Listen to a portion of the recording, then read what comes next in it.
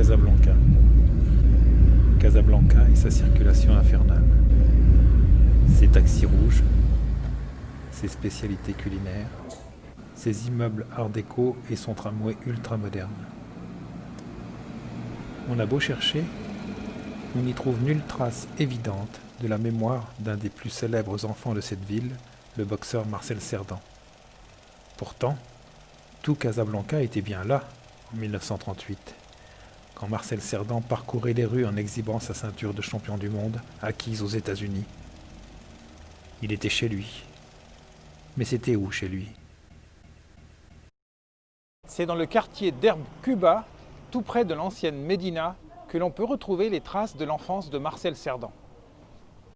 Né à Sidi Bel Abbès, en Algérie, fils de pied-noir espagnol, Marcelino Cerdan émigre à Casablanca avec sa famille en 1922, dans le quartier d'Herbe Cuba.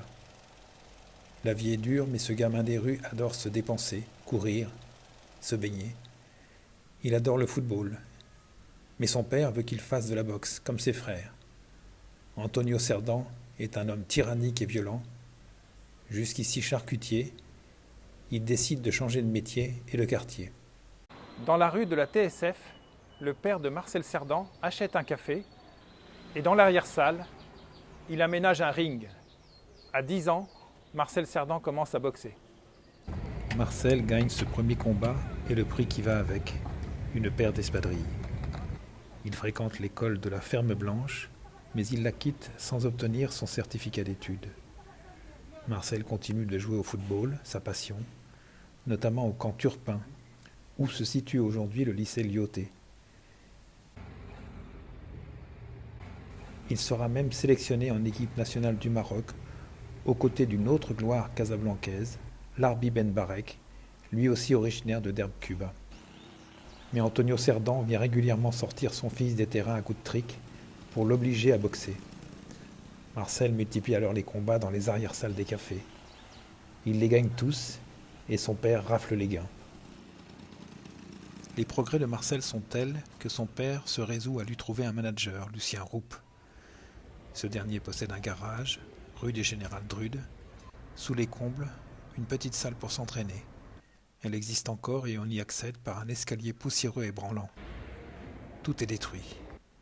Mais au plafond, subsiste une émouvante relique, le crochet sur lequel était suspendu le sac de sable que Cerdan martelait pendant des heures. Marcel Cerdan égrène les combats et les victoires, le plus souvent par chaos. Puis vient la première consécration. Nous sommes ici, place des Nations Unies, à l'emplacement du cinéma Vox, où le 28 février 1938, Marcel Cerdan a décroché le titre de champion de France des mi-moyens contre Omar Quidri. Devenu pour la presse le bombardier marocain, il ne s'arrête pas là et remporte le titre de champion d'Europe des mi-moyens en 1938. Puis il touche le toit du monde le 28 septembre 1949 en battant l'Américain Tony Zale à Jersey City. Sa renommée devient incommensurable. Marié à Marinette Lopez, père de famille, il rencontre une autre star à l'égale renommée mondiale, Édith Piaf. Il entame avec elle une relation médiatisée. Et c'est en allant la rejoindre à New York et prendre en même temps sa revanche sur Jack LaMotta qu'il est tué dans un accident d'avion le 28 octobre 1949. Pour voir sa tombe, il faut aller au cimetière européen de Bemsik, à l'est de Casablanca.